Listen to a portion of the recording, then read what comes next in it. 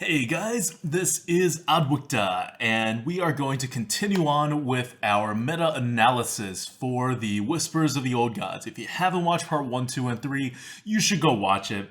I probably make better points there than here, but I do think this is going to be super insightful because there's a section in here that I wanted to talk about from the very first part, and we ran out of time, so we didn't work it in there. So we'll get to it later on. But first, this is a Wednesday night that I'm reviewing this. New York time. And huge news has just come this afternoon. There was a card revealed by Noxious called Faceless Summoner. And the Faceless Summoner is a common mage card. Now keep in mind, this is the 6th common class card that has been revealed out of 27 common class cards that we expect to be revealed if we're going by the TGT standard.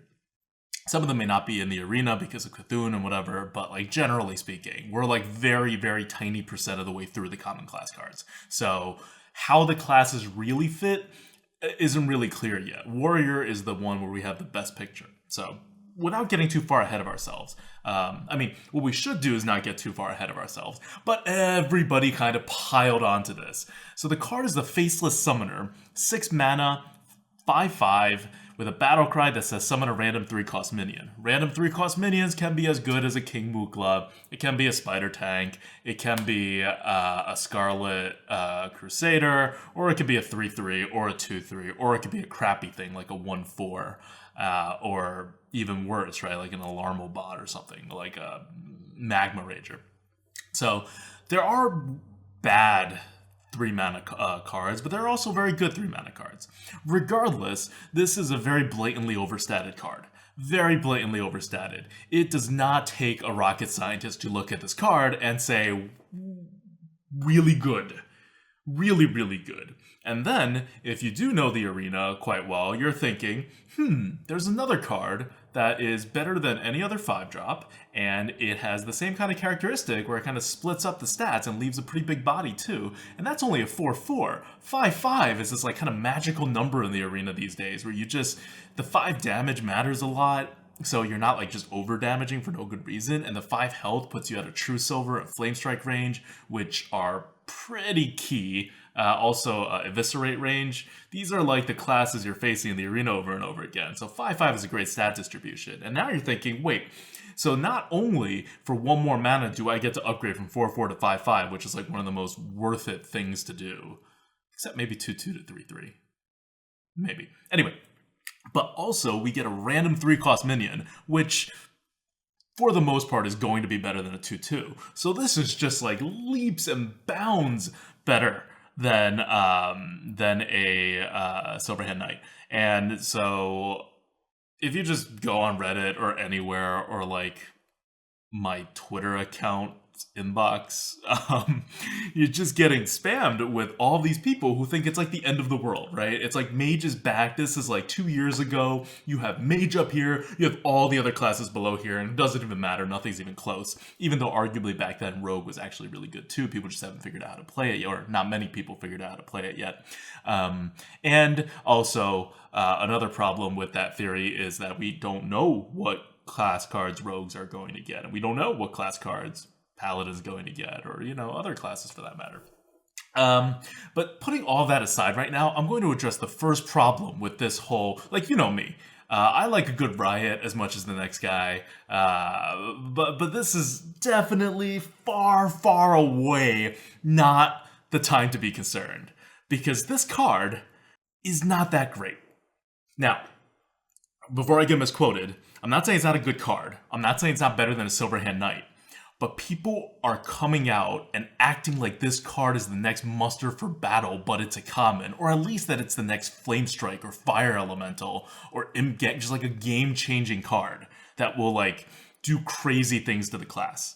Ignoring the fact that, 1, Mage is already really good. We rated Mage as the best class in the LoE meta, very close to Rogue, but still, I gave Jaina the edge.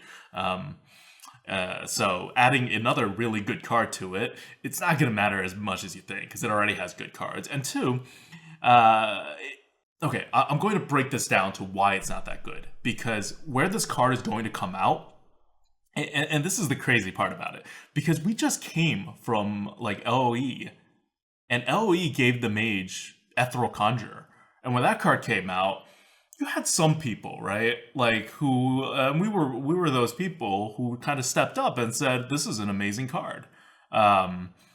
Like before we even play with it, we know it's going to be good because you just do the math on what you can discover. You have the flexibility, and it has card advantage, and it has possible initiative if you play it after turn 5, and it's just going to be a very great card. And we rated it like an 86 or like I don't know, 88, something really high.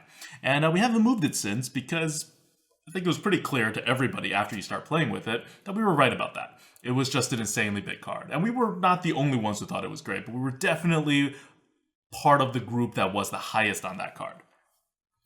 So Faceless Summoner is not as good as the Ethereal Conjurer, and in fact, I would argue it is barely even better than a Shredder, if it's better than a Shredder at all. And these are cards in the 80s. This is not Imp Gang Boss. This is not Fire Elemental.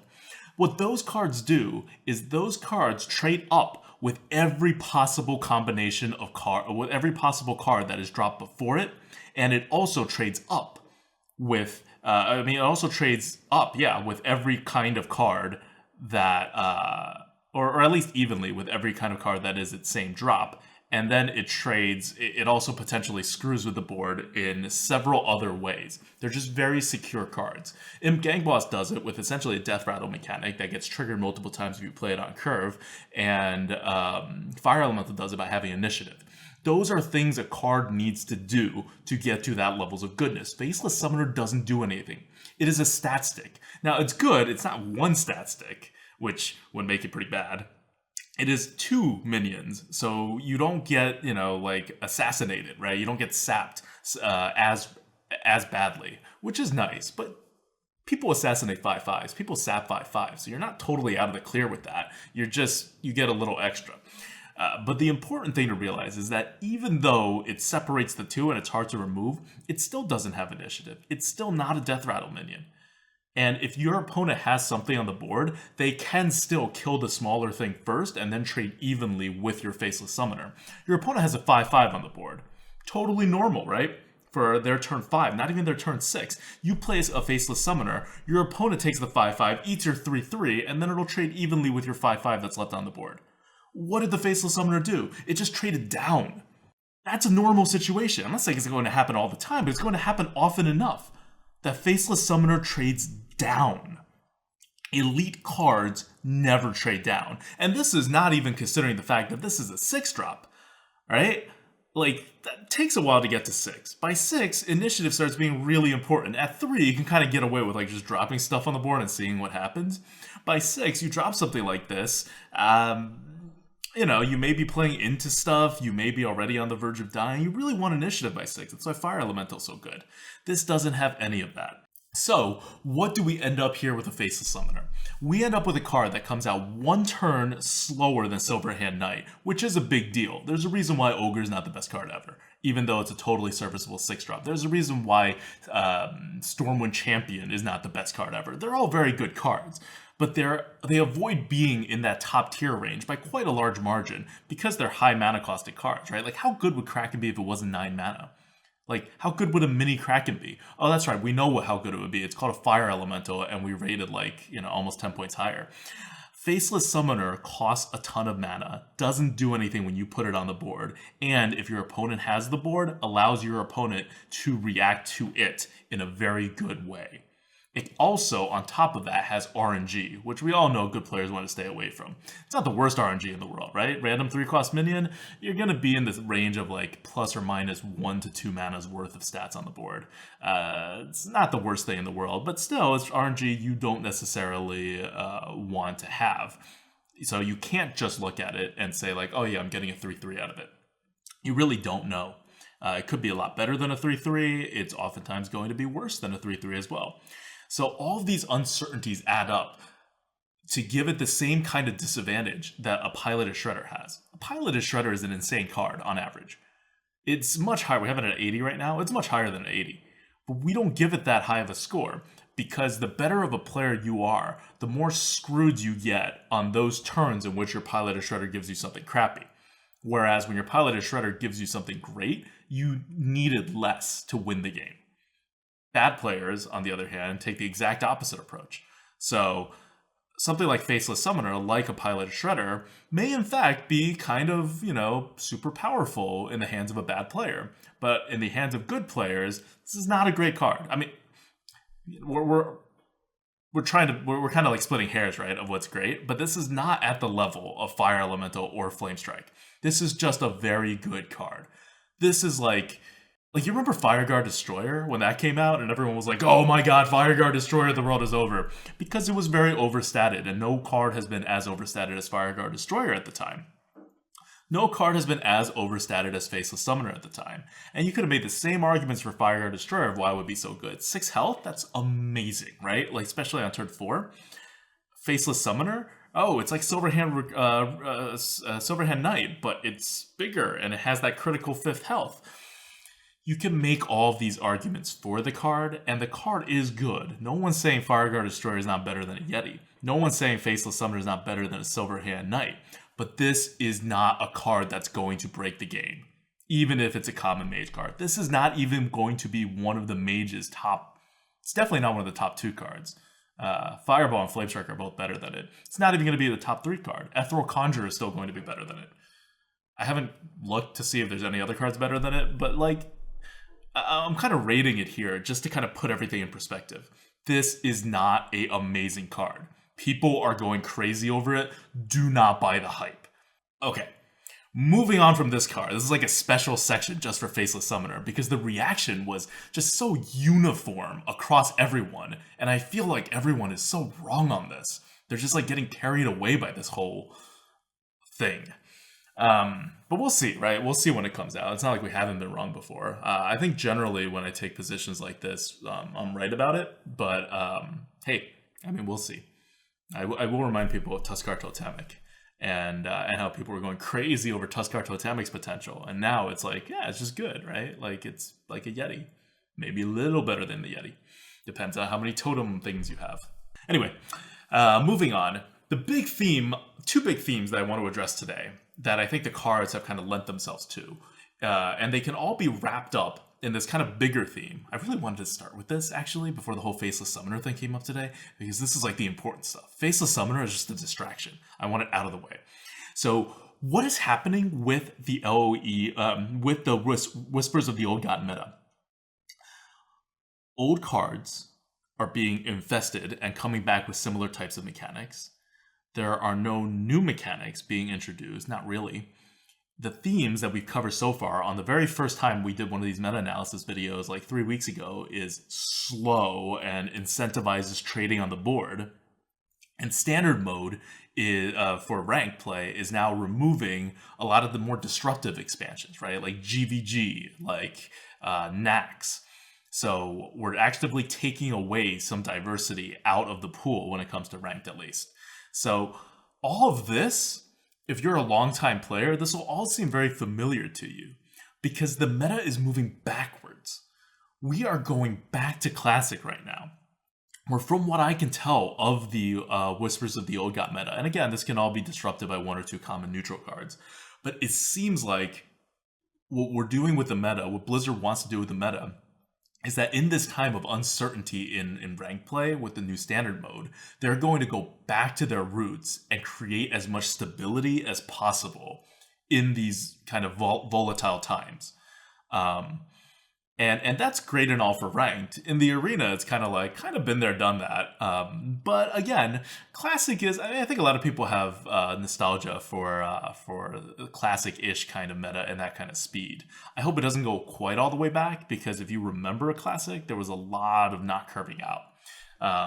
But we'll build up on these themes a bit more as I go through some cards.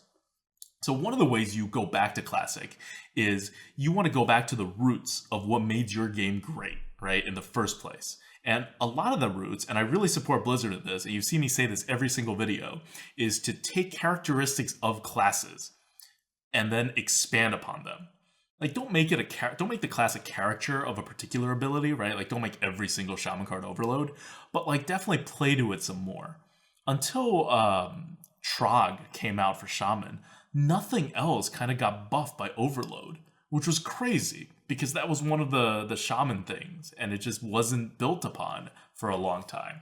It doesn't seem like we're in danger of that for anything in Whispers of the Old God so far. It seems like every card that comes out, I want to say I like the flavor of this card because it reinforces an existing flavor for a class. It causes class diversity in a very interesting way, and it doesn't cause class convergence.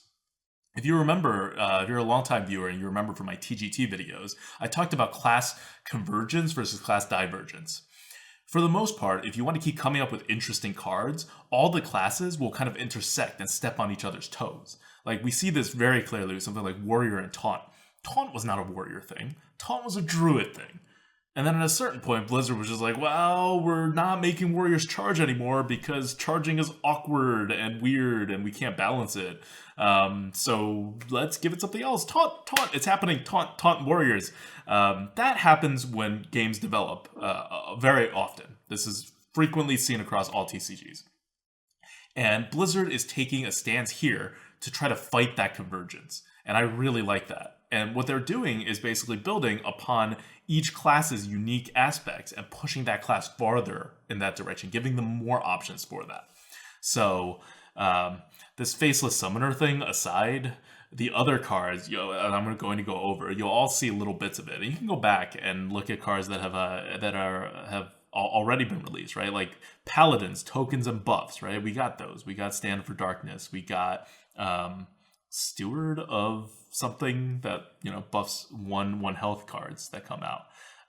Warriors, your own minions getting injured and having that be a good thing, and weapons, right? We got common cards, class cards doing that. Hunters, beasts, right? Like Animal Companions, warlocks now with 1-drops, like Possessed Villager, our first card that we're going to review, is a common 1-drop for a warlock. It's nothing special. It's basically an Argent Squire. It's slightly better than an Argent Squire with things like Knife Juggler and whatever, but generally it's an Argent Squire. And it's not susceptible to Blood Knight, which is always good, but it's pretty much Argent Squire, which is good. Argent Squire is great for Warlock. It's like a 60+ rated card in Warlock. It's a 60+ rated card everywhere. It's like higher than that for Warlock. So it's a wonderful card. But why is Blizzard doing this? Common 1-drop. Because the Warlock hasn't gotten a common 1-drop for a long time. Flame Imp was such a key in establishing the Warlock identity, right? Especially in the arena. At that point, before Zombie Chow in Classic, right? Flame Imp was the only thing that you really wanted to play on one, like really wanted to play on turn 1. Argent Squire was like okay to play on 1. Other good 1-drops was like Abusive Sergeant. You didn't really want to play that on 1, or Worgen Infiltrator, right? Because it's stealth and you can just leave it there if the situation's not good. But by far and away, Flame Imp was the best one. There was no other way to like cheat out a good 1-drop. There was no Zombie Chow. There was no Gadgetzan Jouster. And so Warlocks have kind of lost that a bit. Yeah, you still have a Flame Imp, but other people now have these neutral 1-drops, and you didn't get any more. So by adding this to the pool, Blizzard is reinforcing the Warlock identity as having more viable 1-drops that are super strong than other classes, and that's very, very welcome. Spreading Madness, our next card. Warlocks, right? Hellfire. Warlocks like to destroy both sides of the board, Twisting Nether. Even something like Dread Inferno. This is what they do. So this really fits into that. And on top of that, Spreading Madness, just a note, it's a really good card too. I think it's better than a Hellfire because it's 1 mana less and you get to control it. You get to play it on a board in which you have no minions and you don't need to necessarily, because what you do with Hellfire, and you've all been victims of this, or you've done it yourself, you hit your minions until they die into your opponent's minions until you can clear all your opponent's minions with 1 Hellfire, and then you drop another minion maybe. Or you just use it to make sure you don't die too early on turn 4. So Spreading Madness in that second scenario where you're just trying not to die works pretty much just as well, right? Like, it's 9 things. If your opponent has like 2 things on the board, half of it is going to hit the board. That's a lot of damage to kill little things, and it only costs 3 mana, so you can play it a turn earlier, so you're dying even less. Because remember, if you're off the board, every turn that you don't take care of your enemy's minions, they could hit your face and you can take more damage. As a Warlock, you don't want that. But more importantly, the better reason to like Spreading Madness is later on in the game. Warlocks don't have a ping. Spreading Madness is a whole crap ton of pings. So that in itself solves so many problems. Like, yes, it's RNG, and no, we don't like RNG, but in the same reason why Matter Bomber is insanely good, especially for classes without a ping, Spreading Madness is insanely good. Next, we have Wisps of the Old Gods. Tokens, Druid, right? We're all reinforcing our class identities. Wisps of the Old Gods is not good. No one thinks it's good. No one cares about the card. But that's fine. Blizzard's allowed to make some bad cards. It's not like the most awful card ever, but you're not going to take it. I don't think I need to go into why. It's also why Stand Against Darkness isn't good, right? But this just takes it to an even bigger extreme. And you're a Druid, your buffs suck more than Paladin buffs. Okay, moving on. Thistle Tea, Rogues, draw cards. Sprint, kind of like a sprint. Cost a little less, but draws 1 less card. So that's all kind of good, right? It's also overcosted. Just normally to draw 3 cards, which is essentially what it does, it takes 5 mana. This takes 6. So they just threw an extra mana on top of it to make sure this isn't going to be a good card. Not that it matters even if you didn't throw mana on it, but I guess Rogues can maybe do weird combo stuff if you make the mana too little. I'm sure this card used to be 5 mana, and then like they found out and constructed there's some like weird broken like Miracle Rogue thing happening again with that. But anyway, in the arena, it's not going to be a good card, but it's not going to be an awful card either. You're still drawing cards. Rogues can still use that. Embrace the Shadows is our next card. And Embrace the Shadows is a bad priest card. It lets you turn your healing things into damaging things. You're most likely going to use it as a 4 mana deal 2 damage card, which, needless to say, is not good. You know, with your hero power. But hey, it does what priests do, right? Priests have the whole life, death, heal, damage, flip thing. Akanai, Soul Priest. So fits the flavor. Bad arena card, but fits the flavor. And then you have Servant of Yogg-Saron, which was also revealed today. It's a rare card, 5 mana, 5/4, and it casts a random spell on something. RNG, very bad. RNG, which may be cast on your face, even worse. RNG, which may cause a buff to buff your opponent's minions. Like, this is not a Matter Bomber. It may look like a Matter Bomber, but Matter Bomber, you know what's going to happen. It's going to throw some bombs around. So if you want some damage on the board or your opponent's face, you do it. It's good. You have no idea what you're getting with this. It's not good. The better of a player you are, the worse this is. And it kind of fits in with what the Mage does. Mage have a lot of random things. Like, a Mage isn't a Shaman, but they have Arcane Missiles. They've had Mech Mage. I forget the card's name. The 4 mana Goblin, that Mech Goblin thing. They have Spellslinger, which gives random cards. So Mage has been getting a bit random, and it fits the theme, right, of the holy magic. Well, shamans are the worst, but other than shamans, the holy magic is kind of the more stable magic that you can rely on, but it doesn't do all that much. And the arcane magic is a little more kind of all over the place, but it's very powerful. So the random effects are kind of in line with what the Mage does. And that's my little theme of reinforcing class flavor. I love reinforcing class flavor. Between convergence and divergence, I want them to diverge as much as possible. And so far, Blizzard in this expansion, I think more than any other expansion before it, Blizzard has really, really gotten the idea of bringing the classes back to their roots and expanding upon their existing flavor rather than trying to like fill gaps in like particular decks or something. So I love this for the arena. I love this direction. It could be a little boring because we've kind of been there, right? The whole point of reinforcing is to make sure everything's stable. So it's not terribly exciting, but in terms of how healthy the meta is, I like it. And this is also kind of a little bit what makes Faceless Summoner a little bit out of place. Mages don't have big things. Now you're giving the Mage a big thing. Yeah, it's got that RNG element to it that is more of a mage characteristics than most other classes, but it's kind of a weak link. My theory on that is that at this point, Blizzard has gone down so far down the path that every single class has a 5+ bodied minion that's a common class card, except for Hunter and Mage. And so they're going to, and Ethereal Conjurer is not actually a 5-mana body. The body's smaller than that. It has another ability. But they're going to basically get the Mage there. And I would not be surprised if one of the 3 Hunter cards is going to be a very, very large minion. Beast, probably. So I think they come to the point where they're thinking, okay, Warlocks have big things, but every other class should get at least one big thing, right? Kind of how we were talking about last time when we were talking about card draws. Like Blizzard had kind of gotten to the point where they're like, okay, these classes get a lot of card draw, but every class has card draw, or should have, even if they didn't have it in Classic. So there's still some convergence going on, but I like all of the like reinforcement of class flavor, because that is very important, and that's what can slip. It's very easy to converge. You're making a card game. You're looking at decks. You're seeing what they're missing. They're missing what other decks don't have. A class's weaknesses define them as much as their strengths. So reinforcing their strengths, good. Filling in weaknesses, bad.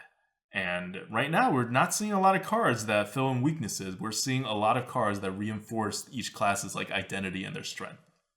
And the weaknesses that they are filling in are not like, they're not game-changing weaknesses, right? Like, do we really think some classes just shouldn't get large minions? Do we really think classes shouldn't draw cards? Do we really think some classes shouldn't curve out?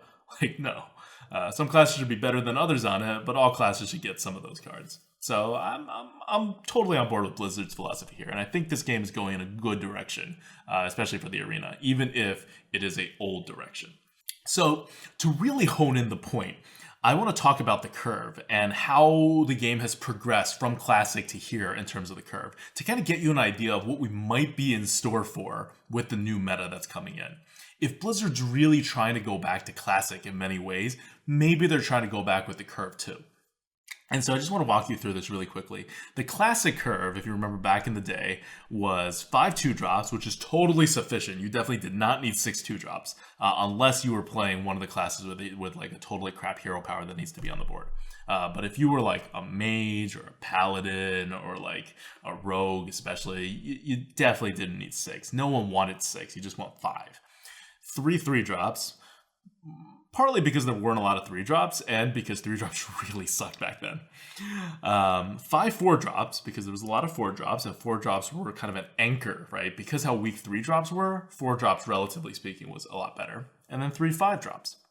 Yeah, so that was kind of the curve back in the day. That's what everyone played, that's what you see. There's no 1s, or like at most 1 1-drop in your deck, unless you're a Warlock and you're playing Flame Imps or Blood Imps.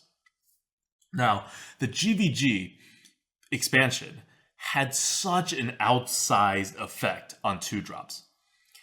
It was +7 common neutral 2-drops after adding only like 100 something cards to the game, to a game that only had like 400 collectible cards at the time.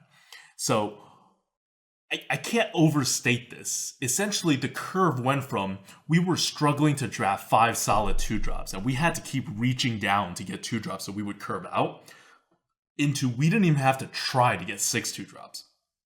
In fact, you could totally make legit decks with 10 2-drops now, which back in the day was just unthinkable. There just weren't that many 2-drops. You would never be offered that many 2-drops, even if that's what you tried to do. That was an insane shift in the meta. Totally outsized representation of 2-drops. And they also added, GVG also added a bunch of other drops. 3 3-drops, 4 4-drops, 1 5-drop in the common neutral pool. And which was fine. It made everything curve out a lot better. And in the arena, it became less about curving out. Well, I mean, it became more about curving out, but it became much more easy to curve out. So you had far fewer games where you or your opponent didn't curve out on 2, for example. And that's good, right? Because one of the problems with something like Magic the Gathering is being land screwed, where you get either too many or too few lands, and you don't want the same thing to happen with Curve. You want to limit that as much as possible. But we still had a 3-drop problem, right? Like adding 3 3-drops is bigger than how many 3-drops we originally had, but you kind of didn't quite get to where the number of 3-drops you needed for a deck to fully curve out. Like, you still had to reach for 3-drops. So TGT comes along and totally solves that problem. It only had 2 common 2-drops. It had 4 common 4-drops and 2 common 5-drops, which were, nice. Kept things on like a GVG kind of level. But what it did have is 5 neutral 3-drops that were common, which is a lot. That in and of itself nearly doubled the amount of viable common neutral 3-drops that were available in the game. And on top of that, there were 4 rares, and rares get drafted about half as often as commons. So that is in effect another plus 7 3-drops. So TGT gave essentially plus 7 2-drops. GVG gave plus 7 2-drops. TGT gives plus 7 3-drops.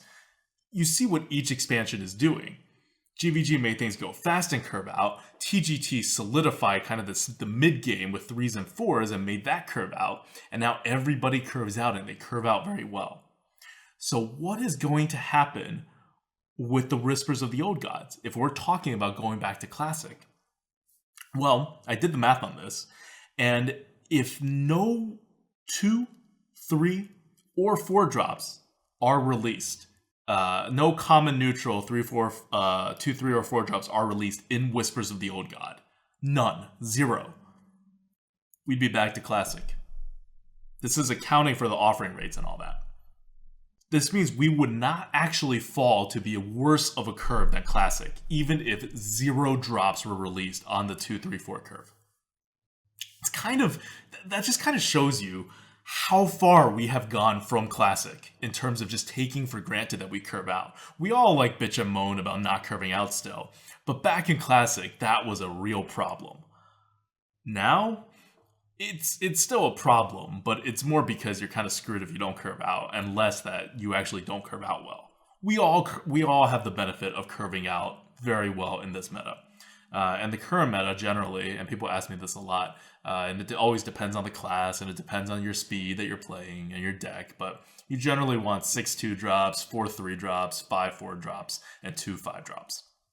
The one area that we don't curve out on as well as Classic if nothing gets released, and we currently don't even curve out as well as Classic, even in the current meta, is 5-drops. For some reason, Blizzard just, like, it. You may be thinking about, like, oh, Pit Fighter, but generally speaking, just viable 5-drops, and I count even things like Salty Dog as a viable 5-drop. Just anything you could throw down in turn 5 and think, all right, I put down 5 mana's worth of stuff on the board, kind of.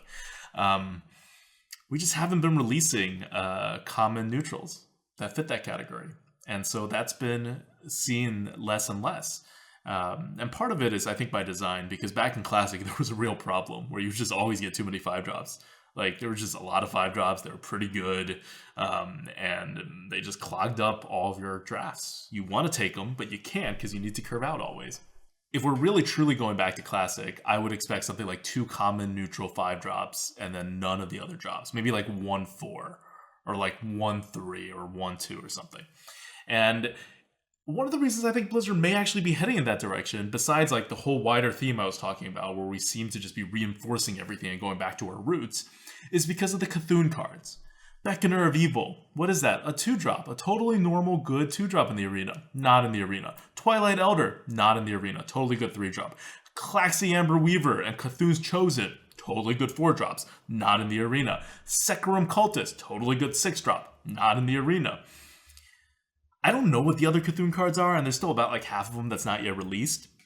But the only Cthulhu card we have seen so far that's like that would not be a good card in the arena is Ancient Shieldbearer, and that's only like 1.5 mana off of where it should be. And you have cards, plenty of cards in the arena, right? Like Core Ragers, you have your Priestess of Elune. Like, there are cards that fall very much short of their stats, kind of like Ancient Shieldbearer. And at the end of the day, Ancient Shieldbearer is still a big body, which counts for something. So that's not even like a huge loss if it did enter the arena. But they've taken all of this out. So it could be that when they were designing this, they thought of these cards as the ones that would anchor the drop rate in the arena. And then as kind of a nearly last minute decision, as we've heard from the Blizzard dev team, they decided to take all these cards out of the arena because like optically it looked weird, it made people feel bad, and it was like not terribly interesting cards anyway for the arena. So maybe like this pushes it even more in the direction where when they were designing the whole set, maybe they had thought that this was going to anchor the arena to the extent that they were thinking about the curve in the arena, and now they don't even have that. So I don't even think this is a bold prediction. I think this is a pretty reasonable, educated guess that has a 85 to 90% chance of happening, which is that when Whispers of the Old God comes out, the arena will curve out less well. It will curve out about as well as it did in Classic. Maybe slightly better than that. Which, if you haven't played the Classic meta, even if you play the Nax meta, by Nax it was already curving out a lot better. If you haven't played the Classic meta, you don't even know what it's like. It's going to be like culture shock for you, and you will get more frustrated than you have been. I kind of hope it doesn't happen. One of the good things that I thought with Blizzard releasing all these expansions and where they had moved the arena, whether they meant to or not, was that we do curve out. And I think right now in the LoE meta, we kind of have a perfect curve going, where you can kind of just draft based on value, and you do end up curving out pretty much. You kind of sometimes have to, go a little bit for the curve, and sometimes you over curve because you just get offered those good 2-drops and those good 3-drops. So I like where we are right now, but I'm almost certain we're going to go less curve. And this is while, going back to before with the themes, right? Slow, which not curving kind of fits into, but also incentivizing trading on the board. So you're incentivized to hold the board and trade on the board, but you're given less tools to establish the board with. It's going to be interesting and frustrating at the same time, compared to where we are now. So on one hand, I like all the class cards coming out and what they're doing with it. On the other hand, I think they may be taking this going back to classic thing a little too seriously, and it's going to have what I consider to be a negative impact on the arena. You may feel differently. You may really like the fact that some people's decks are not going to curve out. It does add another element to the game, right? You will be forced to play many more games where you don't curve out, and it is... good players win a lot higher percentage of their games where they don't curve out than bad players do, compared to games where they both curve out. So it is a skill test. And also, you may want to pick up those free wins from your opponents, right, who don't curve out. So the less everybody curves out, the better it is for good players. It requires a whole different mindset to be playing from behind on the board. And it affects your draft, it affects everything. So I think the skill level is going to rise in the arena. But I think we'll all be a little more frustrated. Okay, so let me wrap this up by quickly going through some cards that I don't think will matter. These are called epic cards. They're epic neutral cards, but they're still epic cards.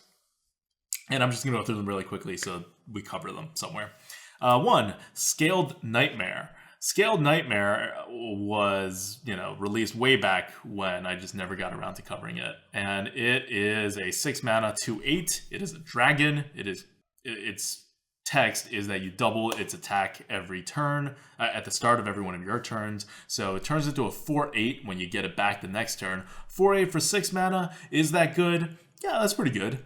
But it's not going to start off that way. And then afterwards, it'll have 8 attack, and then 8/8 for 6 mana. Very good. But then it has to survive. Like, your opponent will basically get 2 shots at it before it can get 8 attack. So generally, as a 6-drop, the fact that it starts with a 2 and your opponent can hit it a couple times, essentially for free, compared to if you just drop like an ogre or something, makes it not so good for the arena. You see those other cards that snowball, right? And they're generally not all that great in the arena. You have things like Micro Machine, right? It seems like it would be an insanely good card, but as it turns out, it's not terribly great. It's just kind of like any other 2-drop. So Scale Nightmare, I don't know if people think it's good or bad, but it's just kind of there. It's like I'm not sad to play it on turn 6, but I'm not super excited either. Next is Ancient Harbinger. Ancient Harbinger is not an arena card. This is what I'm talking about, right? Like, they take out a Cthulhu card like Ancient Shieldbearer because it's understated. Well, this guy's even more understated. This guy's the same understatedness, and he makes it in. He's an epic card, 6 mana, 4/6. The text is, at the start of your turn, put a 10-cost minion from your deck into your hand. We may be getting 10-cost neutral minions. We may be. We may be getting 10-cost class minions. We may be. But right now, there are none. Not common ones anyway. So you're just its ability doesn't really mean much. You have to like be having like a frost giant or something, right? Like, or like a Deathwing or something. There's just not a lot of 10 mana minions in the game, period, and they're not common. So it's just a really understated card. Next, we have Blood of the Ancient Ones. This one's actually alright. Like, it's a 9 mana 9/9. The text says if you control 2 of these at the end of your turn, merge them into the Ancient One. And I think the Ancient One's like an 18/18 or something. It's a 9 mana 9/9 for arena purposes. And it's not as good as 8 mana 8/8, which is not as good as a 7 mana 7/7, which is not as good as a 6 mana 6/6. That's all I got. It's there. It's not the worst card in the world. It's still a big body. But not being able to play it until turn 9 really hurts. And finally, Twilight Summoner. This is actually a very interesting card. It is an epic card. All these are epic cards. Neutral. All these are epic neutrals. And it is a 1/1 that has a death rattle that summons a 5/5. So we have, in our tier list, we've always had a mathematical model, and all of the cards are always on strings where you move one, another moves, and we can value cards very accurately because of the mathematical model. Like even before we play with these cards, and this is one of those where this has the exact same mathematical modeled value as a Yeti. Like, Blizzard pegged this one dead on. And I thought that's very interesting because it's like such a weird card, right? But they know what they're doing.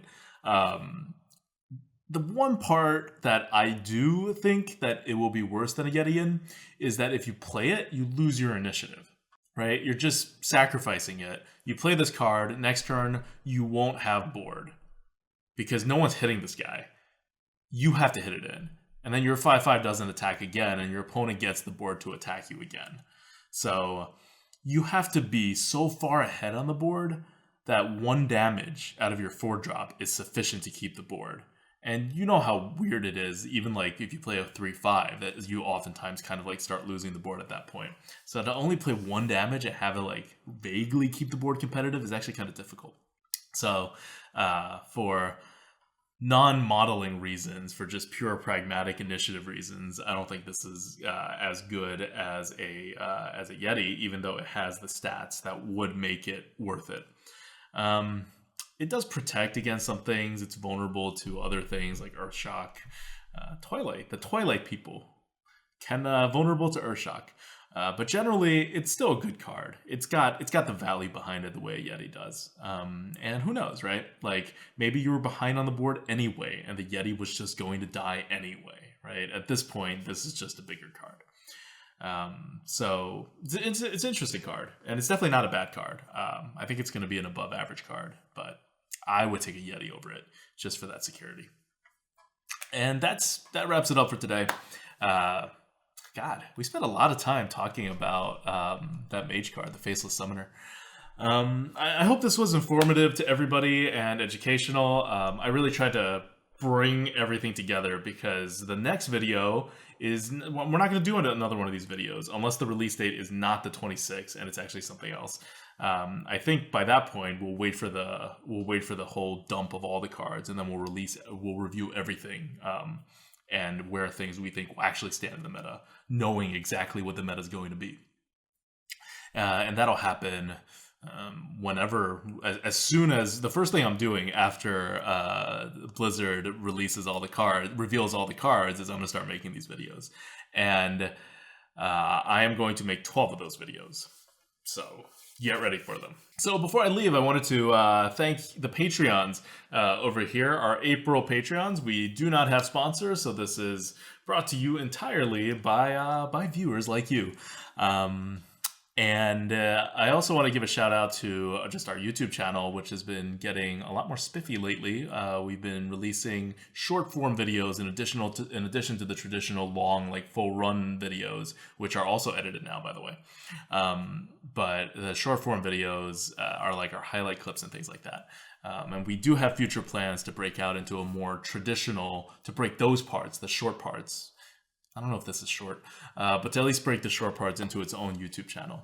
So tune in for that. But until then, hit the sub button, and until the big card reveal, I will see you guys then.